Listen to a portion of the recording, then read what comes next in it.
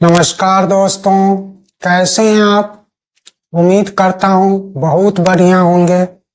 दोस्तों, मैं हूं एनपी सुशील और आप इस वक्त YouTube पर देख रहे हैं शैक्षणिक चैनल नागा 3am @333। दोस्तों, आज का विषय ऐसा है कि लाखों में एक व्यक्ति इसके बारे में जानते हैं। यह एक गूढ़ विषय है और यह विषय हमारे शरीर से जुड़ा हुआ है, हमसे जुड़ा हुआ विषय है। आज का विषय मन है, हमारा मन। तो दोस्तों, ये बहुत बड़ा विषय है, बहुत गूढ़ विषय है। इसको समझना एक दो वीडियो से संभव नहीं है। इसको समझने के लिए कई वीडियोस बनाने पड़ेंगे।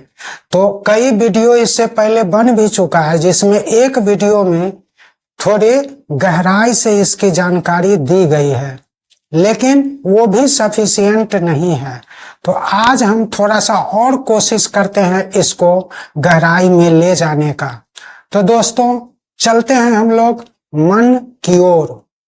मन क्या है? तो सबसे पहले यहाँ दो टर्म को लेते हैं। एक तो मन ले लिए और दूसरा मस्तिष्क ले लिए। तो मस्तिष्क जो होता है दोस्तों, हमारे शरीर का शक्तिशाली अंग होता है, इसमें कोई शक नहीं। मस्तिष्क ही हमारे शरीर का संचालन करता है। मस्तिष्क के बगैर व्यक्ति पशु के समान हो जाएगा। पशु को भी मस्तिष्क होता है, लेकिन उसका जो मस्तिष्क होता है वह हमारे मस्तिष्क के समान डेवलप नहीं होता है, इसीलिए वो पशु है। और इसीलिए बहुत विशाल से विशाल पशु को भी एक छोटा सा जीव आदमी उसको कंट्रोल कर लेता है। हाथी, व्हेल, इस तरह के क्रिएचर को भी एक आदमी कंट्रोल कर लेता है, क्योंकि उसके पास जो मस्तिष्क है वो हमसे बहुत कम डेवलप है। तो हम मानव श्रेणी में इसीलिए आए हैं कि हमारा मस्तिष्क सभी तरह के क्रिएचर से ज्यादा डेवलप है। तो चलते हैं, ये तो मस्तिष्क हुआ दोस्तों। मस्तिष्क हमारे शरीर का इसमें सबसे शक्तिशाली तो नहीं कह सकते हैं, लेकिन वो शक्तिशाली जरूर है। सबसे शक्तिशाली आज बताने वाले हैं। तो मस्तिष्क को समझिए कि मस्तिष्क विजिबल पार्ट है, दृश्य है, इसको हम देख सकते हैं और इसका इलाज डॉक्टर कर सकता है। ठीक है, यहां तक क्लियर हो गया मस्तिष्क के बारे में। अब आइए मन, यह हमारे शरीर का सबसे पावरफुल जो है एक अदृश्य शक्ति है। अब देखिए, दोनों मस्तिष्क और मन में दोनों में अंतर देख लीजिए। यहीं पे मस्तिष्क और मन दोनों हमारे शरीर में है। मस्तिष्क पावरफुल है तो मन सबसे पावरफुल है। अब मन जो होता है, मस्तिष्क में बताया कि ये विजिबल है, देख सकते हैं, उसका इलाज डॉक्टर कर सकता है। मन जो होता है इनविजिबल है और इसका इलाज कोई डॉक्टर नहीं कर सकता, इसका इलाज हम स्वयं कर सकते हैं।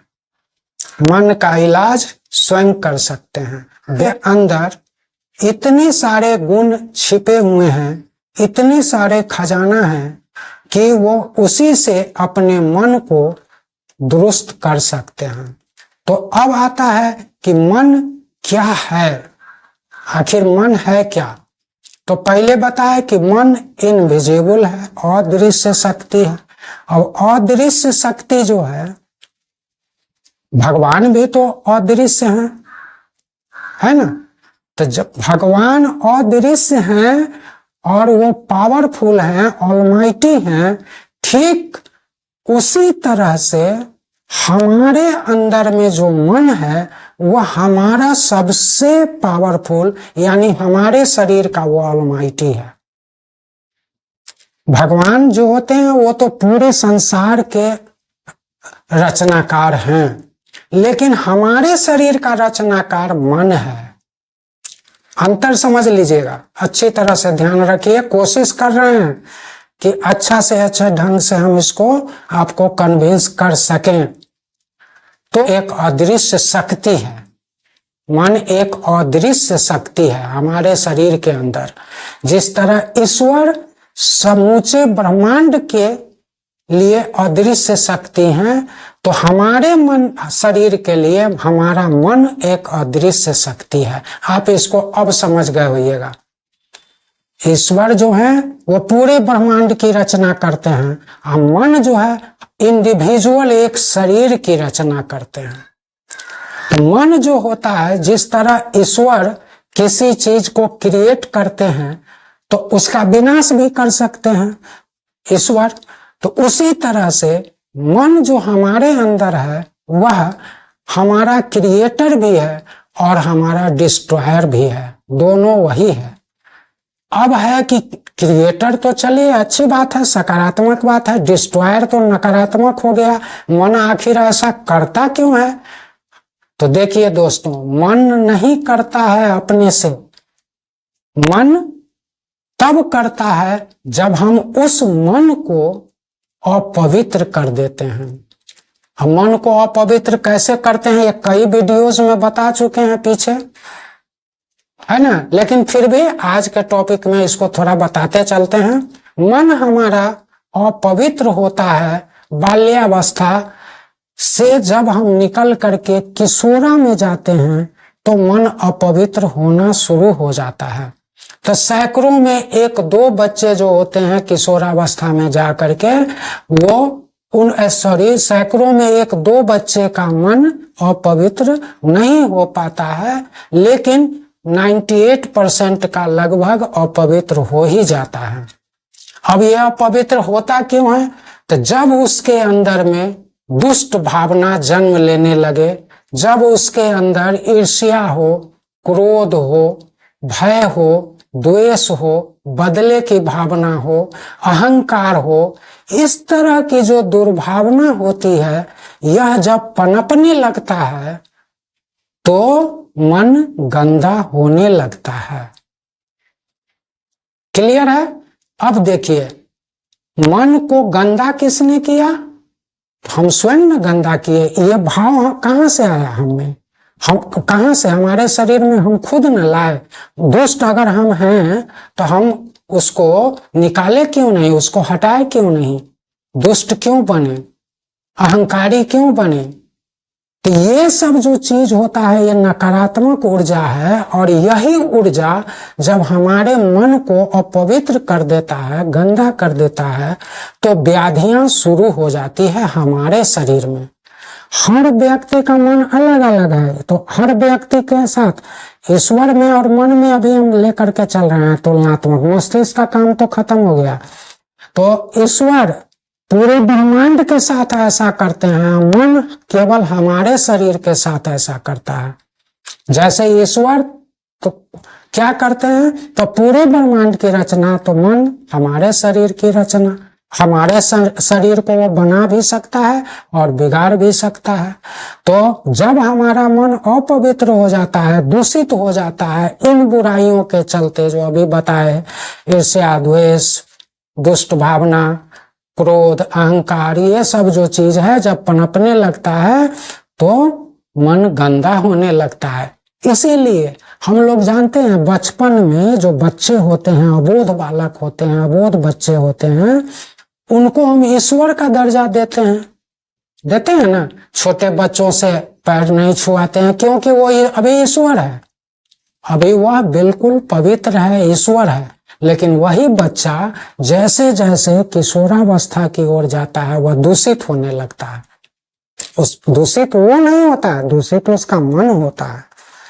वो जहां से सीखे, परिवेश से ही ना सीखेगा, तो वहां से सीखता है, वातावरण से सीखता है, जैसे परिवेश में रहता है उस चीज को वो सीखता है। अगर आपके घर में अच्छे ढंग से सबका परवरिश हो रहा है, यदि आपका बच्चा बहुत अच्छे स्कूल में पढ़ रहा है, तो वहां पर उसको जो है, और आप जिस सोसाइटी में रहते हैं वो सोसाइटी बहुत डेवलप्ड सोसाइटी है, सभी वहां अच्छे लोग रहते हैं। उस सोसाइटी में जब आप रहते हैं या आपके बच्चे रहते हैं तो वहां पर ज्यादा चांसेज है कि उसका मन अपवित्र नहीं होगा। ज्यादा चांसेज है, ऐसा नहीं है, हो सकता है कहीं और जाए तो हो जाएगा, कुछ सीख लेगा, है ना। तो देखिए दोस्तों, मन यहाँ से अपवित्र होता है, सोसाइटी से ही अपवित्र होता है।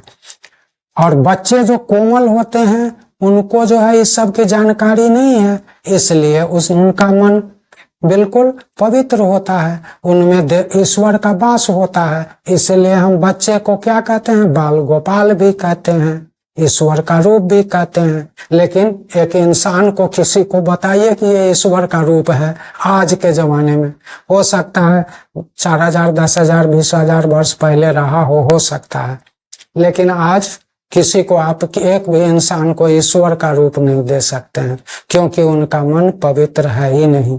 एक न एक 1% भी कम से कम उनका मन अपवित्र रहता ही है। तो चलते हैं दोस्तों, मन अपवित्र कैसे होता है ये तो आप समझ गए। और जब मन अपवित्र होगा, दूषित होगा, तो हमारे शरीर के अंदर में क्या होगा, अनेक व्याधियां उत्पन्न होने लगेगी। और वह सिंपल व्याधियां नहीं, वो भयानक, बहुत कष्टदायी, माने बहुत कष्टदायी, और वो ऐसी ऐसी व्याधियां कि मृत्यु तक तुरंत ले जाने वाला, तो ऐसी व्याधियां उत्पन्न हो जाती हैं। तो हर मनुष्य को यह पता ही नहीं है कि मन क्या होता है। लोग मन को मस्तिष्क ही समझ लेते हैं, यही समझ कर, लेकिन नहीं, मन और मस्तिष्क बिल्कुल अलग चीज है। मन का इलाज भी आप ही कर सकते हैं अगर प्रदूषित हो गया तो। हर व्यक्ति का मन अलग अलग है, ये समझ गए। हर व्यक्ति, इसीलिए जो बुराई मान लीजिए हम में है वो दूसरे में हो, ऐसा कोई जरूरी नहीं है। अगर हम दुष्ट हैं तो दूसरा भी दुष्ट हो, ऐसा तो कोई जरूरी नहीं है ना। अगर हम जो है सो लोगों में प्यार बांटते हैं, लोगों के लिए भलाई का काम करते हैं, तो ये तो जरूरी नहीं है कि दूसरा भी कर दे। हम में अगर अहंकार नहीं है तो ऐसा तो जरूरी नहीं है कि दूसरे में नहीं होगा। हम अगर दुष्ट नहीं है तो ऐसा तो नहीं है कि दूसरा दुष्ट नहीं होगा। तो मन होता है क्या, सबका अलग अलग होता है। और मन जो होता है ना, हमारे एक एक कोशिका में रहता है। कहते हैं ना कि कण कण में भगवान होते हैं, तो हमारा कण कण क्या है, कोशिका, सबसे छोटी इकाई बॉडी का कोशिका होता है। कोशिका, एक एक कोशिका में मन होता है। और कोशिकाओं से ही शुरू होता है गंदा होना। जो चीज हम सुनते हैं, करते हैं, खाते हैं, उसी से मन गंदा होता है, मन अपवित्र होता है। और जब मन अपवित्र होता है तो वो आप ही के अंदर में व्याधि उत्पन्न करता है। तो आप अगर चाहें कि हम डॉक्टर के पास कभी जाएं ही नहीं, तो सबसे पहला कि आप अपने मन को शुद्ध कीजिए। आप किसी भी उम्र में हो, मन शुद्ध हो सकता है, आपका आत्मा जो है वह शुद्ध हो सकता है। समझ गए दोस्तों। तो हमारे शरीर का वो सबसे पावरफुल है, और इसीलिए मन को ही हम क्या कहते हैं, मन को देवता कहते हैं, मन को ईश्वर कहते हैं। हमारा ईश्वर हमारा मन है, क्योंकि वो निर्माण कर सकता है तो विनाश भी कर सकता है। जिस अंग का वो निर्माण किया है हमारे अंदर, उसको वो नष्ट भी कर सकता है, और जो नष्ट कर सकता है वो पुनः निर्माण भी कर सकता है। तो यदि हम उन बुराइयों को वहां से हटा दें, नकारात्मक ऊर्जा को हटा दें, मन को एकदम स्वच्छ कर लें, तो फिर से हम अपना वो जो खोया हुआ बॉडी पार्ट है उसको हम प्राप्त करने लग जाएंगे, उसको रिकवरी करने लग जाएंगे धीरे धीरे। तो हम रिकवर भी कर सकते हैं। तो सब कुछ हमारे अपने एक्टिविटी के कारण शरीर में होता है। तो मन को यदि आप पवित्र कर लेते हैं, जिसका विधि पीछे बहुत से वीडियो में बताया गया है कि कैसे हम अपने मन की शुद्धि करें, कैसे आत्मा की शुद्धि करें। तो ये चीज हुआ दोस्तों मन। अब मन को हमको लगता है कि कुछ समझ गए होइएगा कि मन क्या है। मन हमारा हमारे अंदर का देवता है। तभी तो एक भजन सुने होइएगा, मन ही देवता मन ही ईश्वर, मन से बड़ा न कोई। नहीं, आप सुनिए, नहीं सुने तो भजन को सुनिए, बहुत अच्छा भजन है। पूरा आपको मन का जो है एक तरफ से कॉन्सेप्ट जितना हम क्लियर किए हैं ना, उसका 5% वो भी सपोर्ट कर देगा जो हम बोल रहे हैं। तो आप इस भजन को जरूर सुनिए, यूट्यूब पर जा करके और सर्च कीजिएगा मन ही देवता मन ही ईश्वर, लिखिए तो आ जाएगा गाना। उसको जरूर सुनना चाहिए। मन को आप समझ पाइएगा। तो हमारा मन ही हमारा ईश्वर है। अब ईश्वर को आप गंदा कर रहे हैं तो ईश्वर आपसे खुश रहेंगे क्या? ईश्वर को साफ सुथरा रखिएगा तभी ना आप अपने पूजा घर, आपके घर में जो मंदिर है उसको साफ सुथरा और जो नियम है उस तरह उनका पूजा पाठ कीजिएगा, तभी ना वहाँ ईश्वर बसेंगे। कि उसको गंदा रखिएगा और न कभी धूप न अगरबत्ती न पूजा न पाठ, तो वहाँ ईश्वर वास करेंगे। तो ठीक उसी तरह हमारे मन में हम अपने मन को जितना ज्यादा हो सके कोशिश कीजिए कि साफ रखें। और साफ कैसे? तो अपने मन के अंदर में न ईर्ष्या को पनपने दीजिए, न द्वेष को, न अहंकार को, न भय को, न बदले की भावना को, नहीं दुष्ट भावना को विकसित कीजिए। इन सब चीजों से जैसे जैसे आप मुक्ति पालेंगे, आपका मन पवित्र होगा, तब आप मन से, हम प्रार्थना बहुत सारे बताने वाले हैं, आप जो प्रार्थना कीजिएगा भावपूर्ण ढंग से और रिसीविंग मूड में बैठ करके, तो आपकी प्रार्थना सुनी जाएगी। और आपके मात्र प्रार्थना से आपके अंदर जो भयानक भयानक बीमारी जन्म ले रही हो सब धीरे धीरे समाप्त होगा। क्योंकि आप मन से प्रार्थना कर रहे हैं, मन आपका पवित्र हो चुका है, आप कर चुके हैं जो विधि बताए हैं उससे, तो आप कर चुके हैं। तो अब मन आपके प्रार्थना को सुनेंगे। ईश्वर के का प्रार्थना पूजा पाठ यज्ञ बहुत सारे लोग करते हैं, सारी दुनिया में करते हैं, लेकिन ईश्वर का प्रार्थना मंदिर मंदिर जाकर करने की कोई जरूरत नहीं है। आप अपने मन को ही साफ कर लीजिए ना, आप अपने मन के अंदर से सारी बुराइयां हटा दीजिए ना, आप दूसरों के लिए भी, भलाई के लिए भी काम करना शुरू कीजिए ना। आप सुबह से लेकर रात तक किसके लिए काम करते हैं? सिर्फ अपने लिए ना, अपने परिवार के लिए। दूसरे के लिए कुछ करते हैं? दूसरे की भलाई के बारे में सोचते हैं? कुछ भी नहीं ना। तो जो आदमी दूसरे की भलाई नहीं करता है, दूसरे के प्रगति का हिस्सेदार नहीं बनता है, जो दूसरे की सफलता का हिस्सेदार नहीं बनता है, वो खुद ये सब चीज नहीं कर सकता है। आप अगर दूसरों की मदद करेंगे तो ईश्वर आपकी मदद करेंगे। दूसरों की मदद किए बगैर अपनी मदद नहीं होती है। मदद करना सीखिए, जितना हो सके आपसे 24 घंटा में उतना जो है लोगों की सहायता करना सीखिए। लोगों के लिए रास्ते बनाइए, लोगों के लिए मार्ग प्रशस्त कीजिए, लोगों का हाथ पकड़ करके खींचना शुरू कीजिए, पांव पकड़ के खींचना नहीं शुरू कीजिए। तो आप इन सब जो अपनी एक्टिविटी में परिवर्तन लाएंगे और प्लस जो ब्रह्म मुहूर्त में जग करके शुद्ध हवा का सेवन करेंगे 1 घंटा तक, तो ये सब बुराइयां धीरे धीरे समाप्त होगी। तो इसका इलाज कौन कर रहा है? हम स्वयं न कर रहे हैं। तो डॉक्टर इसको नहीं करेगा। डॉक्टर आपके बदले थोड़ा ही ना घूम देगा, घूमेगा तो वो स्वस्थ होगा, आप थोड़ा ही होंगे। उसके अंदर की बुराई जाएगी, आपके अंदर की नहीं ना जाएगी। तो आपको ये करना है। और हर व्यक्ति अगर ऐसा करने लगे तो एक आदमी भी डॉक्टर के पास जाएगा ही नहीं। करके तो देखे, लेकिन करते कितना है? लाखों में एक। इसीलिए लाखों में एक ही सब कुछ पाते हैं, जो चाहते हैं वो पाते हैं। हम अपने मन से प्रार्थना करें या तो आप प्रार्थना कब सुनेंगे?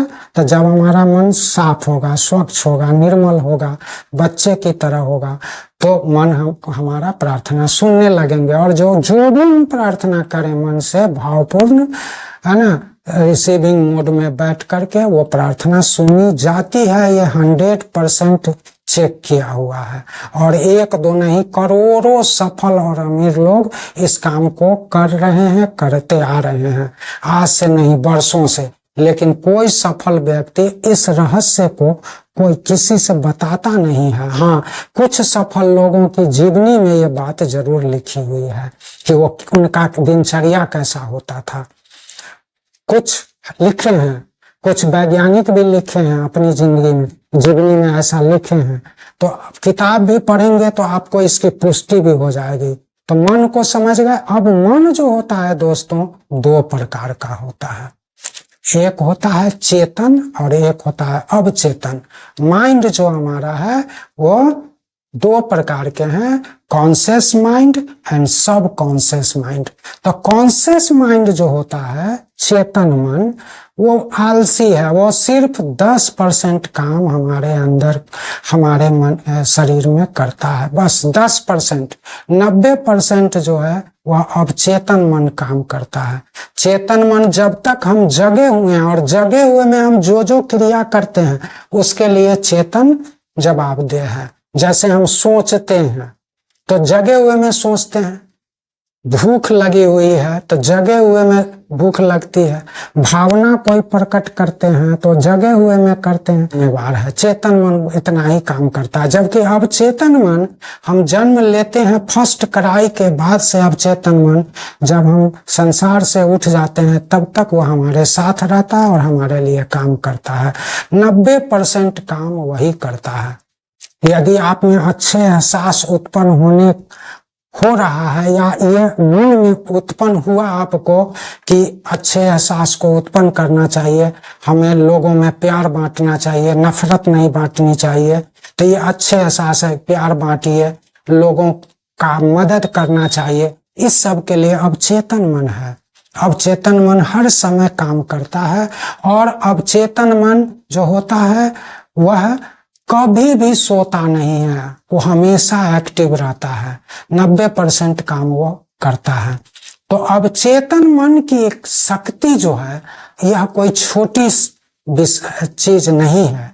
अवचेतन मन की शक्ति को समझने के लिए बहुत ज्यादा, और ये लगातार अभी चलेगा, आप फिर वीडियो इस पर बनता जाएगा कि अवचेतन मन की शक्ति क्या है।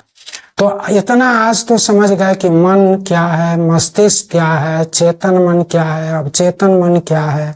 और मन हमारा जो है, हमारे शरीर के एक एक कोशिका का निर्माण करता है, तो वह नष्ट भी करता है, और नष्ट कर देता है तो फिर से उस जो बैड इफेक्ट है उस पर पड़ा है, उसको यदि हम हटा देते हैं तो फिर स्वस्थ भी करता है। तो ये सारे चीज मन का ही काम है। और अगर मन को हम शुद्ध कर लें तो कभी डॉक्टर के पास जाएंगे ही नहीं। तो ये बात कितने लोग जानते हैं, ये बताइए। लाखों में एक आदमी इस बात को जानते हैं, इस रहस्य को जानते हैं कि ये चीज ऐसा होता है। हम अपने शरीर को खुद ही बना सकते हैं, खुद ही बिगाड़ते हैं। तो अगर इस चीज को समझ गए हैं आपके चेतन मन और अवचेतन मन क्या होता है, और यह कैसे प्रदूषित करने पर क्या होता है, यह हमारे शरीर में व्याधियां उत्पन्न करता है ना। ये अगर आप जो है चेतन और अवचेतन मन को शुद्ध कर लेते हैं तो आपके शरीर की अनेक व्याधियां प्रार्थना करने पर, उसके लिए प्रार्थना करनी पड़ती है, अपने आप ठीक नहीं होता है। और वो सभी हम बताने वाले हैं आगे के वीडियो में कि कैसे, किस चीज के लिए कैसा प्रार्थना करेंगे।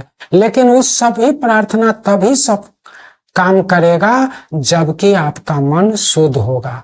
इस तरह दोस्तों हम आज मन के बारे में थोड़ी सी जानकारी ली है, जो बहुत काफी तो नहीं है, लेकिन हाँ थोड़ा सा जरूर है, 5% जरूर है।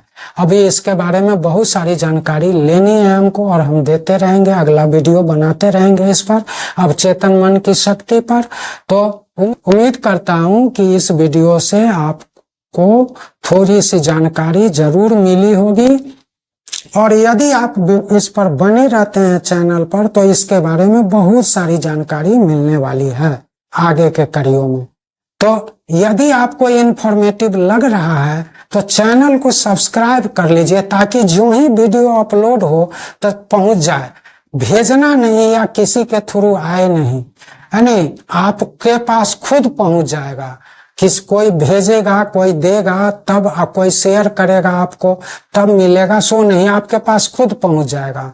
वो YouTube खुद भेज देता है यदि आप सब्सक्राइबर हैं तो आप सब्सक्राइब कर लीजिए। इसका तो कोई पैसा थोड़ा ही ना लगता है सब्सक्राइब करने का, आपकी मर्जी है। आप मन हो तो देखिए, अगर आपको लगता है कि अच्छा टॉपिक है देखिए, नहीं मन है मत देखिए। तो इस चैनल पर इसी तरह की जानकारी वाले जो है वीडियो डाले जाते हैं। वीडियो बना करके निवेदन सिर्फ करना चाहूंगा कि आप इसको सब्सक्राइब कर लीजिए केवल। और यदि वीडियो लगता है कि अच्छा है तो आप इसको जो है लाइक कर दीजिए, कमेंट में कुछ सुझाव देना है तो दे दीजिए। तो फिर इसके बाद हम मिलते हैं नेक्स्ट वीडियो में अगले दिन। तब तक के लिए नमस्कार, जय हिंद, जय भारत।